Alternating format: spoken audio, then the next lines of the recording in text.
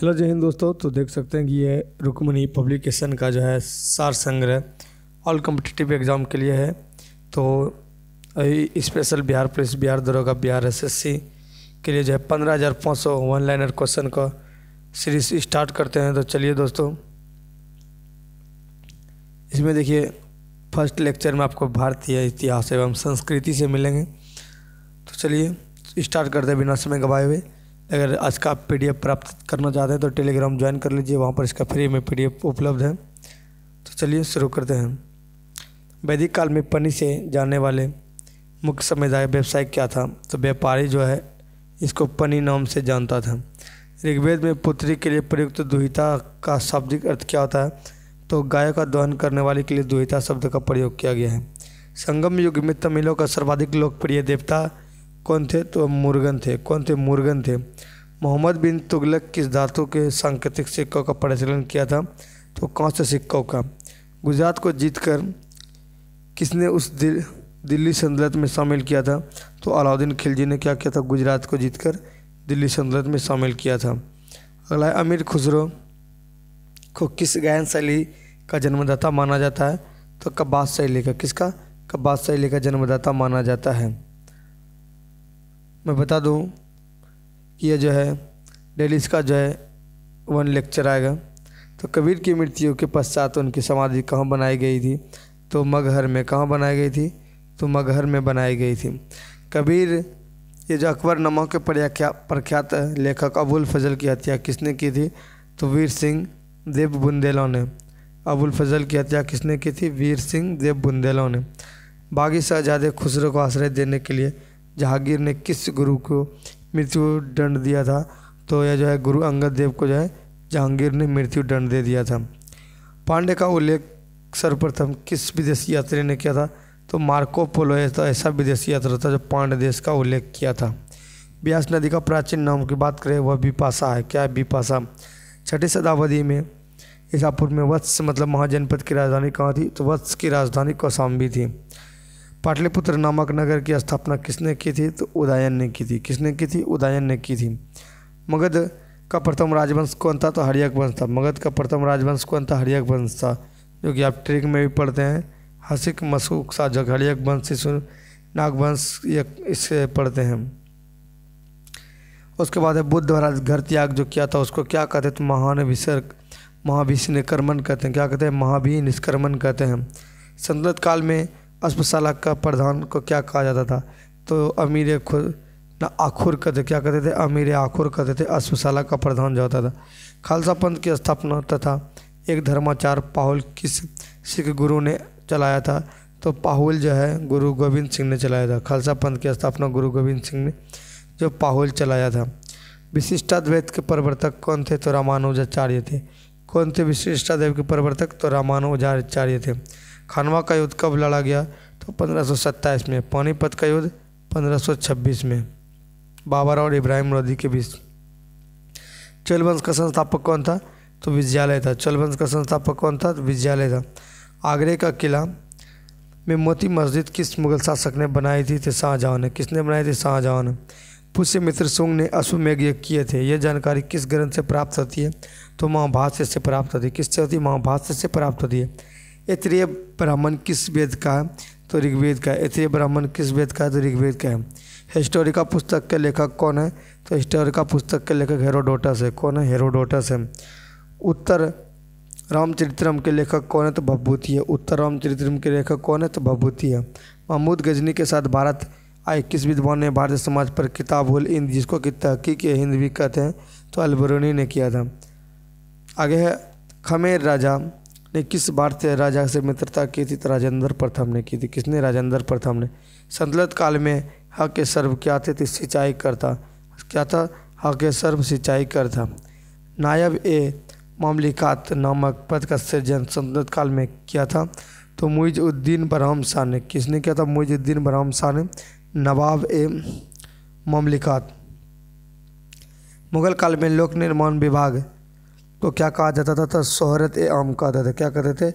शोहरत ए आम कहते थे। फिर बंगाल के किस नवाब ने अपनी राजधानी मुर्शिदाबाद से परिवर्तित करके मुंगेर कर दी थी? तो मीर कासिम ने। किसने की थी? तो मीर कासिम ने किया था।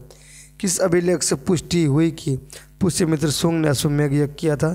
तो अयोध्या अभिलेख से। पुष्यमित्र ने शुंग ने जो ये अश्वमेध यज्ञ किया था, तो ये अयोध्या अभिलेख से इसकी जानकारी मिलती है। सेकंड स्लाइड में आते हैं दोस्तों। सेकंड स्लाइड में है कि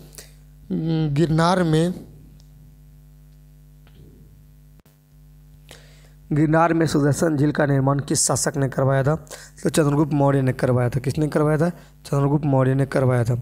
मेगास्थनीज की पुस्तक इंडिका के अनुसार मौर्य कालीन समाज जो कितने वर्ग में बांटा हुआ था? तो 7 वर्ग में। कितने? तो 7 वर्ग में बिटा हुआ था, जो कि था दार्शनिक, कृषक, सैनिक, चरवाहा, शिल्पी और न्यायाधिकारी एवं पार्षद। कनिष्क की राजधानी कहाँ थी? तो पुरुषपुर, जो कि पेशावर में पड़ता है। नरसिंह वर्मन द्वितीय ने, जिसकी उपाधि धारण राज सिंह थी, वह कांची के किस मंदिर का निर्माण किया था? तो कैलाश मंदिर का। किस मंदिर का? नरसिंह वर्मन ने किया था? तो कैलाश मंदिर का निर्माण किया था। एलोरा के प्रसिद्ध कैलाश मंदिर का निर्माण किसने करवाया था? तो राष्ट्रकूट के शासक कृष्ण प्रथम ने करवाया था। यहाँ पर देखिए, यहाँ पर क्या दिया है कि कैलाश मंदिर का निर्माण जो है नरसिंह वर्मन द्वितीय ने किया था। फिर है कि राष्ट्रकूट एलोरा के प्रसिद्ध मंदिर कैलाश जो है, यह राष्ट्रकूट शासक कृष्ण प्रथम ने करवाया था। ये देखिए, कांचीपुरम में जो है कैलाश मंदिर है, उसका निर्माण नरसिंह वर्मन द्वितीय ने करवाया था, जबकि ये जो है एलोरा का प्रसिद्ध है, राष्ट्रकूट के कृष्ण प्रथम ने करवाया था।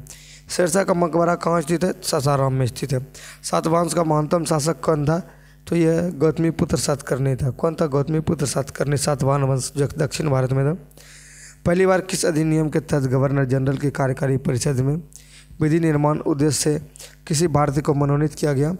तो भारतीय काउंसिलिंग अधिनियम 1861 के तहत। लोथल कहाँ पड़ता है? तो लोथल गुजरात में पड़ता है, जो कि एक बंदरगाह है।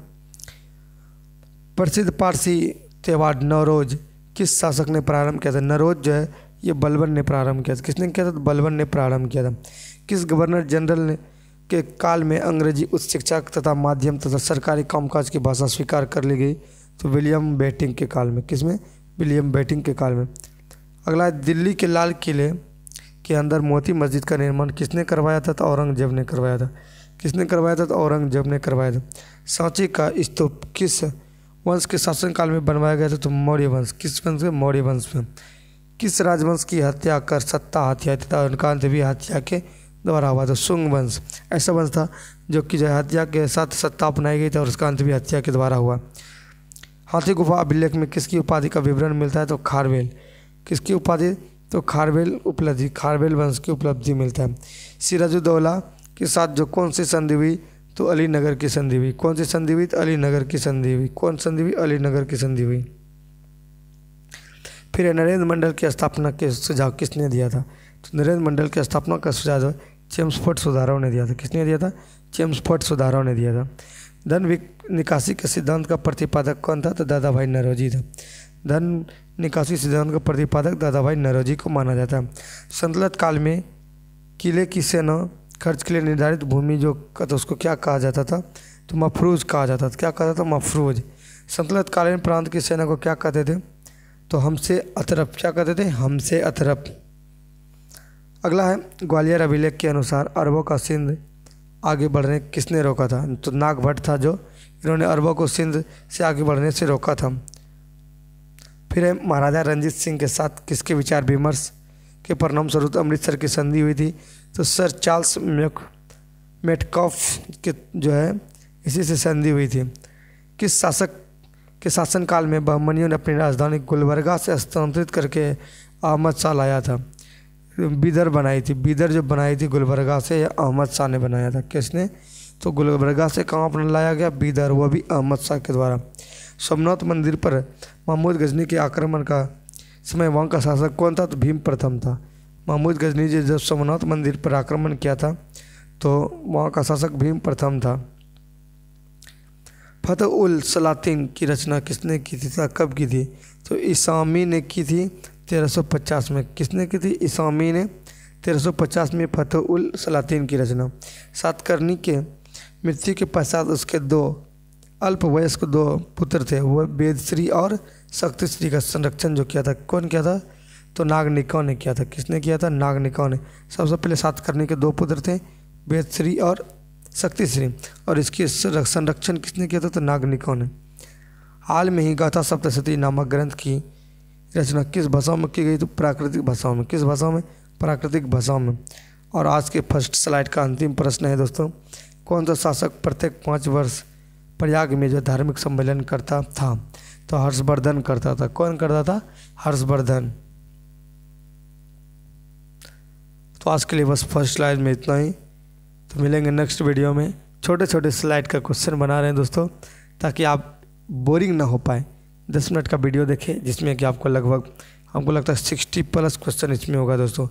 इसमें 60+ क्वेश्चन आपने देखे 10 मिनट की वीडियो का, बट 2x से देखते हैं, यानी दुगने रफ्तार से देखते हैं, 5 मिनट में आप 60 क्वेश्चन को देखेंगे। तो इसी तरह क्वेश्चन आंसर आते रहेंगे, वो भी 1 लाइनर। तो मिलेंगे नेक्स्ट वीडियो में। जय हिंद, जय भारत, वंदे मातरम।